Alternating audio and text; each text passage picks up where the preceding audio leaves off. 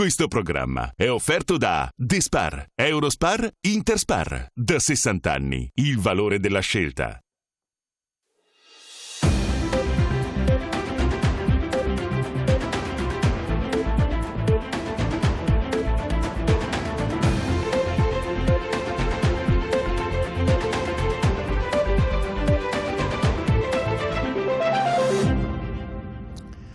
Buonasera, bentrovati, appuntamento con lunedì di Primus Inter Pares. Ovviamente il motivo lo conoscete già e noi abbiamo messo come titolo Coraggio, perché davvero ce ne vorrà ancora molto e parecchio. Questa sera vi racconteremo, cercheremo di raccontarvi le ultime notizie per quanto riguarda il fatto sanitario, anche per quanto riguarda il lato economico. Avremo moltissimi collegamenti via Skype, quindi rimanete con noi. Voi da casa potete interagire mandando i messaggi al numero che vedete in sovraimpressione oppure telefonando in diretta e vi passeremo la linea. Vado di fretta perché ho già il primo ospite anche collegato. Saluto però gli ospiti qui in studio: Patrizio Bertini, presidente a Confcommercio, grazie. Saluto Paolo Giaretta, già senatore, grazie Paolo Giaretta di essere con noi. E saluto anche Gianpietro Avruscio, direttore della geologia di Padova e presidente dell'AMP Padova. Buonasera, buonasera, Avruscio. buonasera. Saluto Elisabetta Corazza dalla redazione. Buonasera Elisabetta, adesso la vedremo Buonasera anche lei Giorgio. inquadrata. Buonasera. Non la vedo, eccola qui anche lei inquadrata. Buonasera agli ospiti in studio, a chi ci segue da casa vi ricordo i numeri per interagire con noi. Potete telefonare allo 049 80 777 53 o potete mandarci sms al numero 345 33 41 171. Comunque i numeri li vedrete scorrere anche in sovraimpressione. Perfetto, allora abbiamo anche Dennis nella redazione 2 che lo saluto e ci dà subito purtroppo i dati della giornata. Dennis. Buonasera a te Giorgio, a tutti i tuoi ospiti in studio e telespettatori che ci seguono da casa. Come hai detto tu, cominciamo allora con i dati perché qua ogni giorno c'è da aggiornare la conta e partiamo con i dati nazionali perché sapete che il capo della protezione civile Borrelli fa il consueto bollettino alle 18. I casi totali oggi nel nostro paese sono 27.980, 23.073 coloro che sono oggi malati, 2.470 in più rispetto a ieri, 2.749 guariti, quindi 414 in più rispetto a ieri, e c'è da aggiornare anche il dato dei decessi, 2158, quindi vuol dire 349 in più. Invece andiamo anche a vedere allora i dati del Veneto forniti dalla regione sempre nel tardo pomeriggio di oggi. In regione 2541 attualmente i positivi, quindi 295 in più rispetto a ieri, 546 i ricoverati in area diciamo non critica, 59 sono in più rispetto a ieri. In terapia intensiva invece 163 persone con un aumento di 27 unità rispetto a ieri, 8 in più i dimessi che salgono quindi a 131 e 10 in più i decessi in Veneto che portano così il dato totale a 76. Numeri impressionanti, ovviamente ne parleremo perché abbiamo già il primo collegamento, lo ringrazio, con il sindaco di Treviso Mario Conte, vediamo se riusciamo a vederlo. Buonasera sindaco, grazie per la sua e della sua disponibilità, eccolo qui, grazie.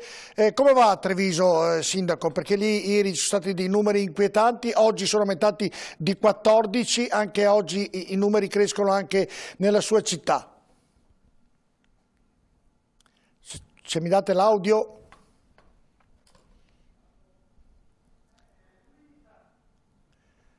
Mi dà l'audio perché non lo sentiamo, chiedo alla regia se mi è di aiuto perché noi lo vediamo bene, però non sentiamo l'audio del sindaco di Treviso, vediamo se riusciamo a riaverlo, così anche vi dico anche i dati dell'odierna giornata con ovviamente Padova ne ha avuti 19 in più di ieri, Treviso 14, Verona 13 e via via tutte le altre che ne hanno avute 5 e 4, poi vi dirò città per città. L'abbiamo o no il sindaco?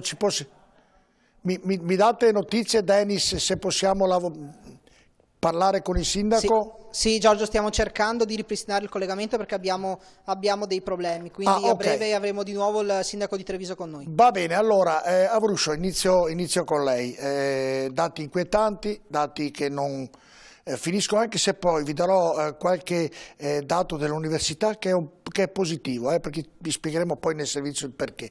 Però ad oggi la situazione non è sicuramente delle migliori. Sì, guardi, direttore, vedendo un pochino, facendo i calcoli di quello che si chiama letalità. La letalità sono il numero dei casi contagiati positivi al Covid-19 rispetto al numero dei deceduti. Allora, in Italia abbiamo più o meno, dai dati che vedevo adesso illustrati, una media di circa l'8%.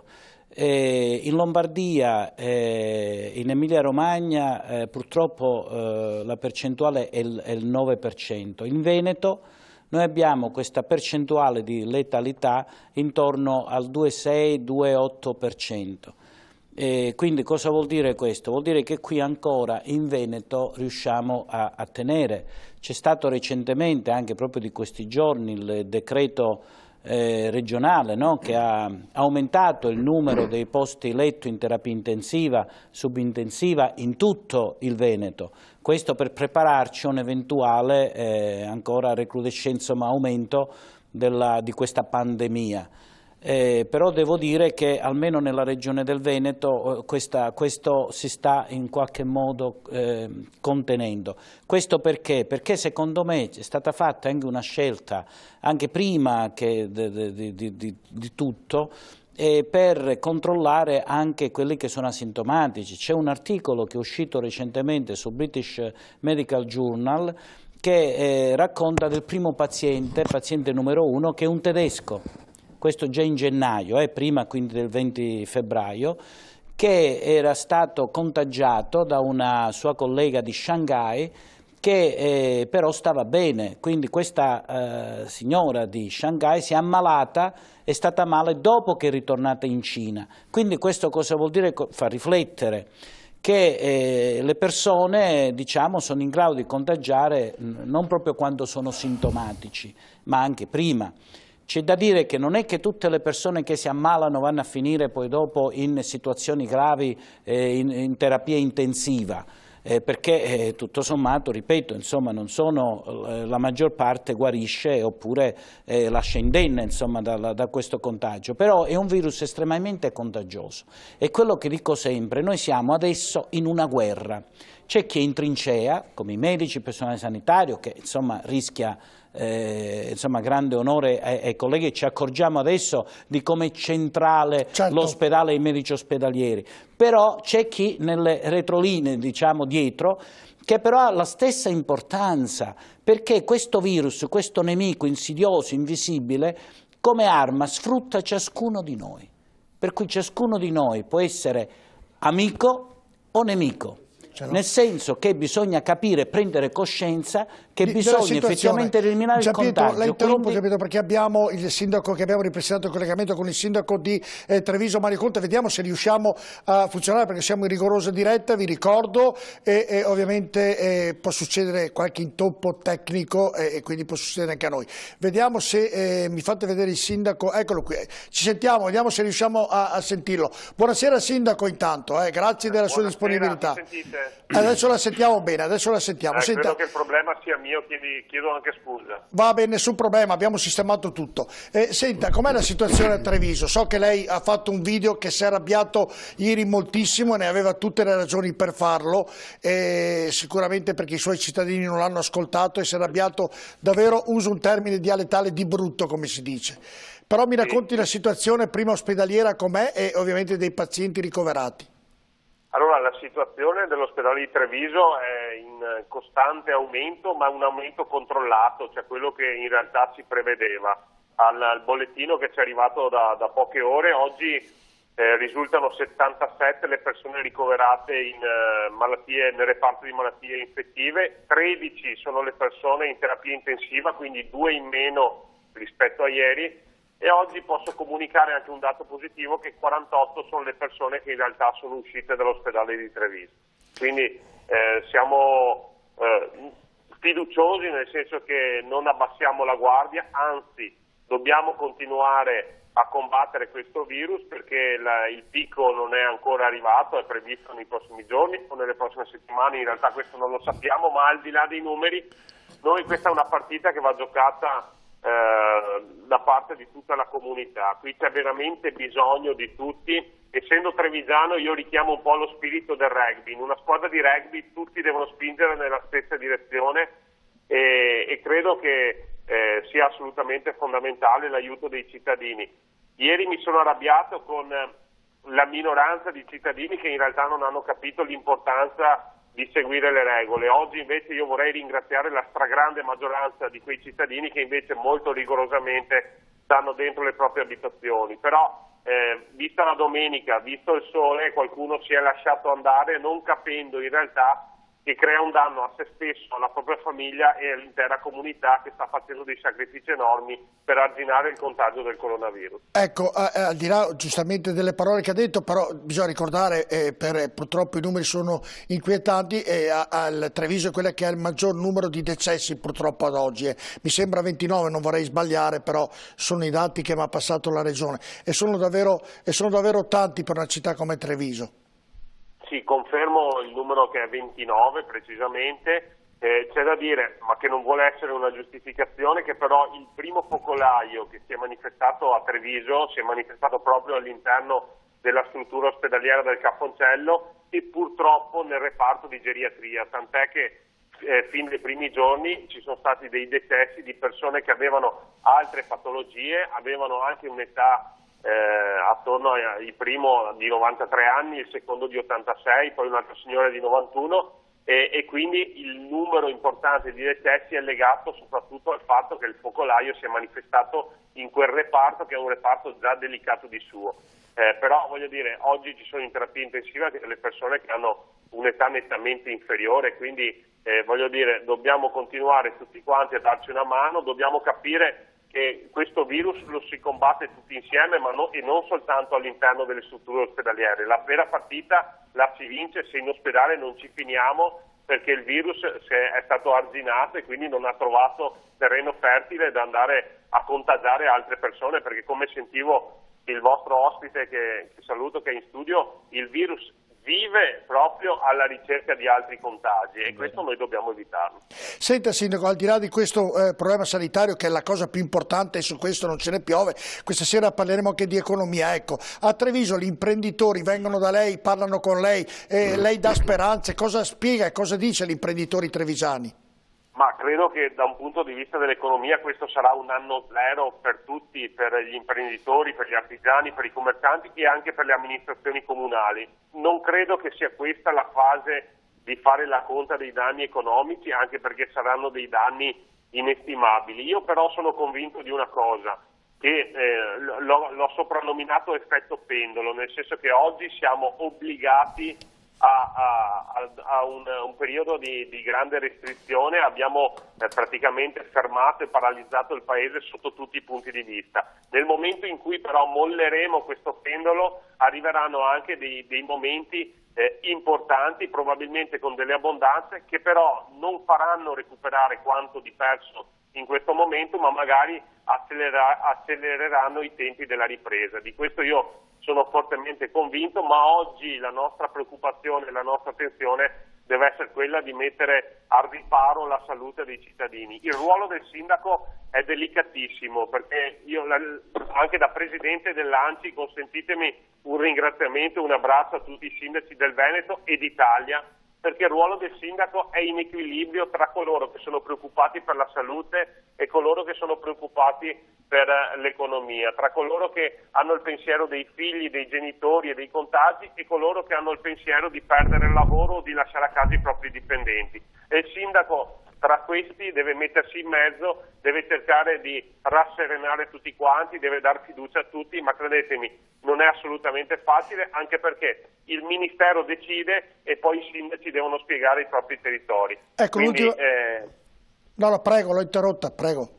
No, dico che è un ruolo oggi importantissimo, molto delicato, che ci mette a dura prova sotto tutti i punti di vista, anche psicologici, perché quando si ha a che fare con sentimenti quali la paura o l'ansia che i cittadini manifestano, credetemi che non è facile, però credo che tutti i sindaci stanno seguendo in modo preciso e rigoroso quanto ci viene indicato dalla Regione, che ringrazio perché sta facendo un lavoro straordinario attraverso la sanità veneta, quindi un modello che sta reggendo molto bene, di questo ringrazio il governatore Luca Zaia, e stiamo seguendo anche alla lettera, seppur con molta confusione che è stata generata nei vari decreti, anche quando ci viene indicato dal Presidente del Consiglio Conte attraverso i decreti ministeriali. Quindi, insomma, i sindaci sono sul pezzo. Sempre in prima linea. L'ultima domanda, Sindaco Conte, per quanto riguarda, la faccio visto che ha parlato della sanità, i posti letto di terapia intensiva a Treviso come sono messi? No, siamo ancora, riescono a tener botta. Oggi, come dicevo prima, ci sono anche 2 ricoverati in meno, siamo quasi al limite, però il sistema ancora regge. Grazie Sindaco, grazie della sua disponibilità. Grazie a voi e grazie per il servizio di informazione corretta che svolgete, perché purtroppo nei social network girano troppe fesserie. E questo è vero, ha ragione, ha fatto bene a dirlo. Grazie Sindaco di Treviso Mario Conte per la sua disponibilità. Allora andiamo a sentire cosa ha detto Zaia oggi e lo vediamo in due servizi. Il primo quando vuole fare numerosi tamponi a tutta la cittadinanza del Veneto. Vediamo. La strategia della Regione Veneto è chiara, cittadini a casa e tamponi a tappeto. Usa termini militari il governatore Luca Zaia nell'intento di parlare del contrasto al Cov-2 come di una guerra. Una guerra in tempi di pace, sì, ma non per questo meno feroce. I punti essenziali di questa lotta possono sintetizzarsi in 3 misure. La prima è restare a casa, minimizzando spostamenti e contatti con gli altri. La seconda riguarda l'igiene personale, la raccomandazione di lavarsi frequentemente le mani, di non toccarsi occhi, naso e bocca, di igienizzare gli ambienti in cui viviamo. La terza invece è una misura particolarmente cara alla giunta regionale, quella dei tamponi. Identificare i casi asintomatici, ha spiegato Zaia, è di cruciale importanza per arginare i contagi. Dall'inizio dell'emergenza la regione ha eseguito oltre 35.000 tamponi, il territorio con il tasso più alto al mondo. L'idea è quella di portare la copertura a numeri ancora maggiori, battendo il territorio palmo a palmo. Dagli attuali 3.200 tamponi quotidiani si punta agli 11.000 ogni giorno. Tutte le ULS sono chiamate a questo compito. L'ULSS 6 Uganea passerebbe dagli attuali 240 a 1200, l'azienda ospedaliera da 1200 a 2400. La partita dei tamponi è una partita per noi irrinunciabile. Mi spiace che ci sia qualcuno che dice che stiamo sbagliando tutto, ma noi sinceramente ce ne strafreghiamo, perché sono gli stessi che dicevano che le mascherine non servono, sono gli stessi che non ci hanno detto che questa emergenza prevede il warning totale per i respiratori meccanici, sono gli stessi che non ci hanno detto fin da subito che la razione K per affrontare questa emergenza era rappresentata da respiratori, mascherine e ossigeno.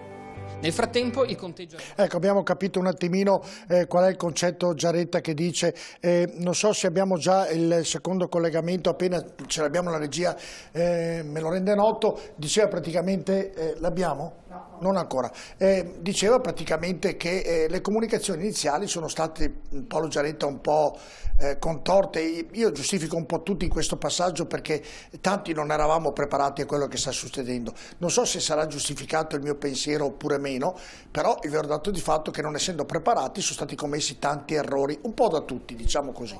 Per tutti è stato un fenomeno nuovo, una guerra veramente improvvisa da affrontare. Io non credo, io mi metto nei panni di chi si trovava a decidere, ora per ora, giorno per giorno. Parecchi hanno sbagliato la comunicazione iniziale del governo. Ora Zaia giustamente adesso richiama, diciamo, una chiusura ancora più intensa, ma 15 giorni fa si era arrabbiato perché erano state fatte le zone rosse e diceva che assolutamente non erano necessarie. Ma io non credo che sia il momento, diciamo, della polemica, perché anche chi ha sbagliato in buona fede, ha sbagliato consigliato dagli esperti. Ci sono gli esperti, questi di Zaia, che invitano a fare tanti tamponi, altri esperti altrettanto autorevoli, ma qui io non ho la competenza per giudicare. Dunque, l'importante è capire che ognuno deve fare la sua parte. Interrompo certo. Paolo Giaretta perché abbiamo il Ministro ai rapporti con il Parlamento Federico D'Incà collegato con noi e ovviamente ha poco tempo a disposizione, quindi ovviamente la cosa ci interessa moltissimo fare una chiacchierata con lui. Non so se me lo date in video così riesco a vederlo e salutarlo. Eccolo qui, buonasera Ministro. Buonasera a voi tutti, grazie per l'invito. Allora, la prima cosa che le chiedo, oggi il Governo ha fatto un decreto, però non tutti sono stati contenti di questo decreto. Guardi, io capisco che alla fine dei conti non si accontenta mai tutti. Questo è un decreto che mette sul piatto 25 miliardi di euro. Chiaramente il nostro è un paese con una grande portata economica e 25 miliardi di euro, che sono sempre 50.000 miliardi delle vecchie lire, forse non bastano a coprire tutte quante le esigenze. Ripeto, è stato fatto uno sforzo enorme, uno sforzo che si affronta soltanto quando si è in guerra e credo che sia un orgoglio da parte di tutti vedere come in questo momento le procedure, le dinamiche, i decreti, i DPCM che vengono fatti da parte del governo del nostro paese vengono copiati interamente da parte degli altri paesi e le misure adottate dal nostro paese vengono fatte tali e quali in Francia, in Spagna, in Austria, in altri paesi dell'Europa e del mondo intero. Quindi credo che noi stiamo aprendo la strada per la vera lotta nei confronti del coronavirus tra i paesi occidentali, tra le democrazie reali. Quindi credo che sia un grande sforzo. No, è vero, se vogliamo parlare del decreto? No, prego, mi scusi. Il decreto al suo interno contiene 600 euro per gli autonomi, chiaramente per il mese di marzo, rifaremo poi il decreto nel mese di aprile, quindi provvederemo anche a sopperire a delle mancanze o faremo le verifiche opportune sui tiraggi delle varie azioni intraprese. E poi abbiamo la cassa integrazione per tutti, per chi lavora nel turismo, chi lavora nello spettacolo, insomma una procedura, un'azione che vale 5 miliardi di euro. Abbiamo poi i congedi parentali che passano a 15 giorni, oltre 1.600 euro per le babysitter, per le tante famiglie che in questo momento hanno le difficoltà perché i ragazzi sono a casa. Diamo anche 100 euro in più alle persone che mantengono attiva il motore della nostra economia e si dirigono e vanno all'interno delle nostre aziende. Vi sono 3 miliardi di euro per la parte sanitaria del nostro paese, quindi per tutti i medici, le strutture, tutto quello che serve per poter superare il momento di grandissima difficoltà, e il nostro ringraziamento va a medici, operatori sanitari, infermieri, a tutte le persone che lavorano veramente in prima linea. E poi al suo interno vi sono, come ultima, anche 3 miliardi di euro per le piccole e medie imprese, con una sospensione di mutui da parte delle aziende, da parte delle banche nei confronti delle aziende, e 1 miliardo di euro in più per il fondo di garanzia per le piccole e medie imprese. Non è mai sufficiente, ma credo che sia un grande passo in avanti che mobilita flussi finanziari per 340 miliardi di euro. Ecco, Ministro, ospite questa sera qui da me c'è anche il Presidente della Confcommercio Veneto, e quando è arrivato è molto arrabbiato perché ha detto gli imprenditori dovranno pagare le tasse ugualmente, magari posticipate. Adesso vorrà fare una domanda, eccolo qui Patrizio Bertini, se vuole fare una domanda al Ministro, prego. Sì, buonasera Ministro. Io sono preoccupato chiaramente perché, come ha detto lei, le piccole e medie imprese stanno soffrendo in maniera importante perché giustamente seguono la direttiva del governo che hanno detto di chiudere totalmente, e abbiamo fatto questo perché prima di tutto la salute e poi tutto il resto. Però io ritengo che, e anzi mi ha fatto piacere che lei ha detto che questo intervento riguarda il mese di marzo, poi penseremo al mese di aprile, perché così le piccole imprese non hanno la possibilità di avere quella trasfusione di sangue che serve sulla liquidità per riaprire, per avere la forza di lottare per riaprire l'impresa, perché bene che ci occupiamo della babysitter, però se la signora dopo non ha più il posto di lavoro non serve neanche più la babysitter. Voglio dire, dobbiamo stare attenti a non innescare un effetto domino in modo che le piccole imprese tirino giù tutto il nostro indotto, e quindi ecco perché io dico che bisognerà fare un'azione forte, dare ossigeno alle piccole imprese. Per questo è stato fatto anche col medio credito centrale, appunto la prima forma di garanzia per avere dalle banche aiuti. Però secondo me questo è ancora troppo poco, le imprese così non hanno la forza per riprendere.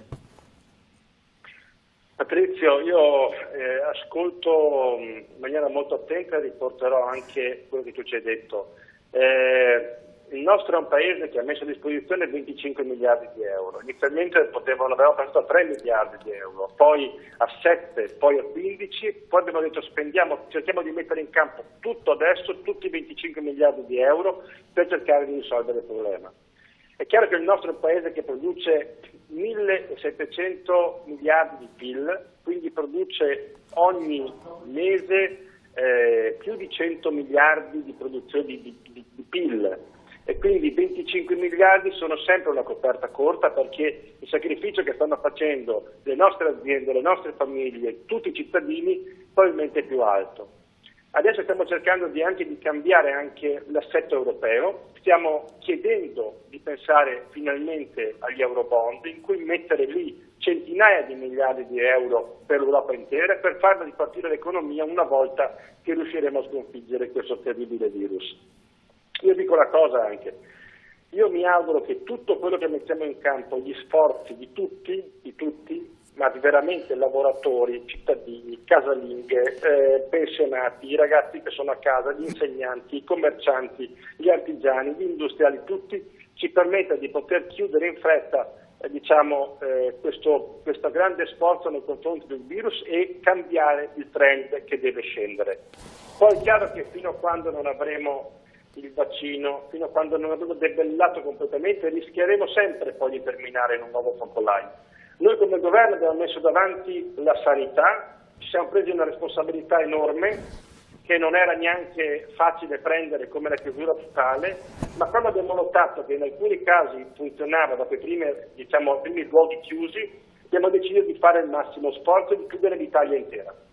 Adesso ci sta seguendo la Francia, ci sta seguendo gli Stati Uniti, ci segue la Spagna ieri sera, tutti stanno seguendo il nostro modello. È chiaro che una volta che abbiamo bloccato il virus stiamo anche bloccando l'economia. Per ripartire ci vuole un decreto crescita di grandissima forza e poi riprendere anche un filo diverso, perché guardate, sono convinto che al termine di questa tremenda epidemia che ci sta colpendo cambieranno anche i nostri valori e saremo anche persone diverse, mi auguro, con una visione del mondo diversa, e sapremo affrontare come comunità internazionale i grandi problemi che ci assillano, perché il virus oggi c'è, ma quello che ci insegna questa storia è che tra 10 anni può tornare ancora, con un'altra forma e anche molto più cattiva. Ecco, l'ultima, Ministro, poi la ringrazio della sua disponibilità, è l'Europa nei nostri confronti come si sta comportando? Guardate, io credo che sia finita l'epoca degli stati soli. Il virus non ha confini, il virus attacca un italiano, attacca un croato, attacca uno spagnolo, tutti nella stessa identica maniera, attacca un cinese, nella stessa maniera che un coreano, che un indiano, che un africano, di qualsiasi posto c'è nel mondo.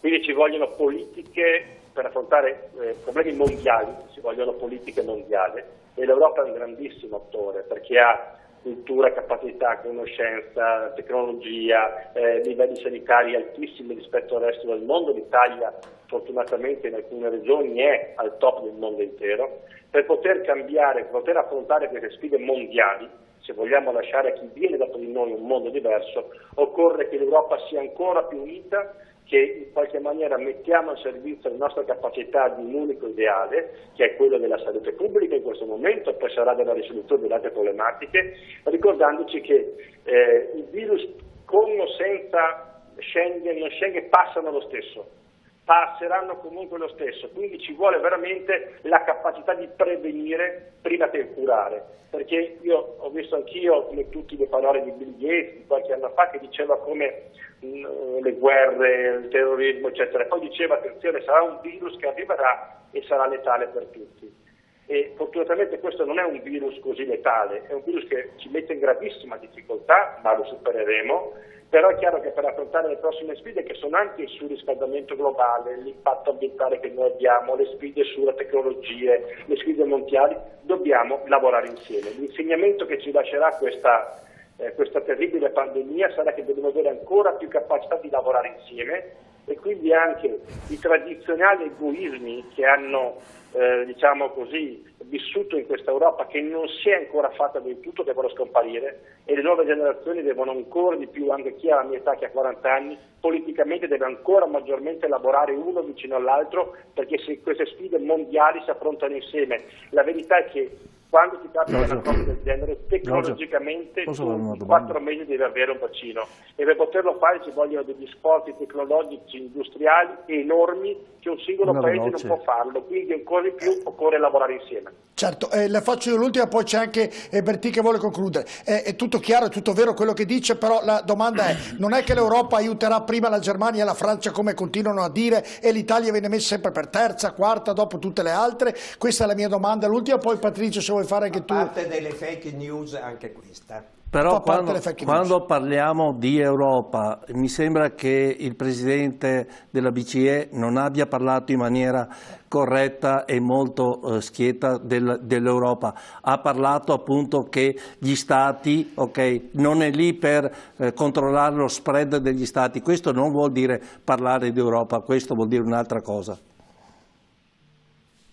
E allora cambieremo la Lagarde, signori. Cioè non è che per poter cambiare ci vogliono gli uomini e le persone. Prima avevamo Mario Draghi e spesso e volentieri abbiamo sbagliato le considerazioni nei confronti di quella persona che con le sue politiche monetarie ha fatto grandi passi in avanti. Io lo ripeto, se la Lagarde è una generazione più vecchia della mia, la nuova politica che avanzerà nei prossimi anni deve avere una forza, una dirompenza straordinaria per vedere molto più lontano degli egoismi nazionali che ci sono adesso. E allora ci voleva forse anche un momento di grande rottura, e questo virus sfortunatamente è anche un momento di grande rottura tra il presente, tra il passato, quello che era fino a 3 settimane fa, e il futuro che verrà nelle prossime settimane e nei prossimi anni. Se siamo capaci di sfruttare questo momento di crisi, troveremo delle grandissime opportunità, e non si può continuamente. Cosa facciamo? Torniamo indietro? Rimaniamo noi soli? Cosa vogliamo fare? Ritornare a essere la piccola Italia in un mondo così grande? Non se ne può. Io credo che la sfida che una persona deve avere, se vuole cambiare qualcosa, deve essere anche sfidarsi se stesso e sfidare gli altri. Mettiamo al centro una grande sfida globale di cambiamento epocale degli interessi che ci sono. Rilanciamo l'economia, utilizziamo metodi diversi, la possibilità di poter investire quando tutto finirà in un sistema diverso anche di infrastrutture nel nostro paese, ad esempio, no? Intelligenti, razionali, senza buttare via i soldi. Sul modello magari del Ponte Morandi, questa è una possibilità, e poi magari, ripeto, con gli eurobond rilanciare l'economia dell'Europa. Abbiamo tantissime cose da fare, siti industriali da poter convertire, riportare produzioni industriali che erano in giro per il mondo, riportarle nel nostro paese, perché in fondo oggi il costo e il valore del costo del lavoro nel nostro paese non è molto più alto della Cina o diciamo dei paesi dove oggi vi sono le grandi produzioni, e con la tecnologia si può cambiare. Poi occorre avere un paese che faccia sistema industriale e un'Europa che faccia sistema industriale, e secondo me in questa maniera si può crescere. Siamo di fronte a un'Africa che è con la popolazione che cresce, a giovani, a gioventù, voglia di poter cambiare se stessa, di investire. Sfruttiamo queste grandi possibilità che ci sono nel prossimo futuro. E ripeto, questo è il momento di poter cambiare tutto, di poter realizzare un sogno europeo diverso. Però adesso, un'ultima cosa. Sembra che dopo i primi dati leggermente migliori sul coronavirus, sembra che stia finendo. Attenzione, non è finita, stiamo iniziando un percorso che è ancora lungo, e per poterlo vincere tutti quelli che ci ascoltano in questo momento, e chiedo lo sforzo a chi è in studio, chi è nei giornali, chi è nei media, ripetere ogni giorno: le persone devono stare ancora a casa, dovete stare a casa, perché è l'unico modo per proteggere i nostri cari. Io sono lontano da mia figlia, da mia moglie, non ci torno perché ho paura di contagiarli.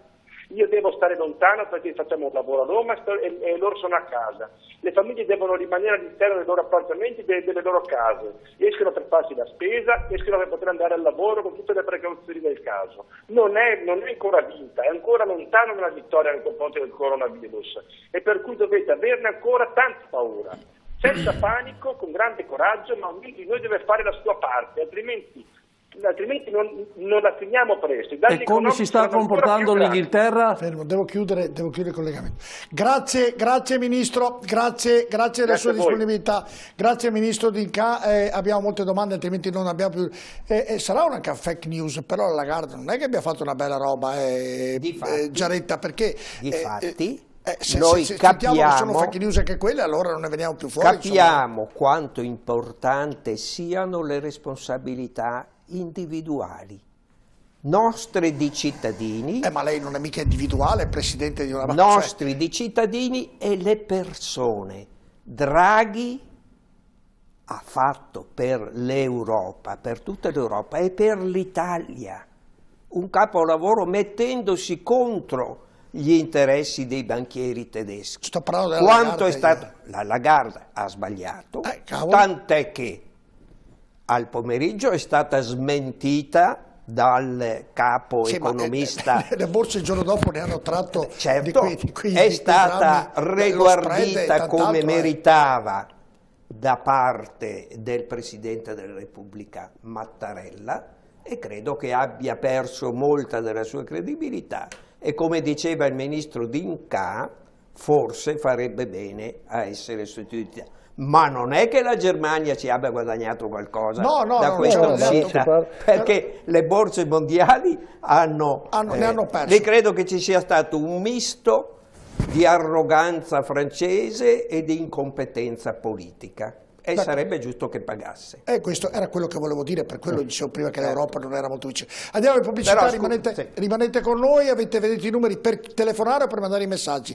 Abbiamo tante cose da farvi vedere davvero e anche immagini davvero un po' straordinarie. Vediamo, tra poco, tra poco. Tanto da pubblicità faccio una telefonata.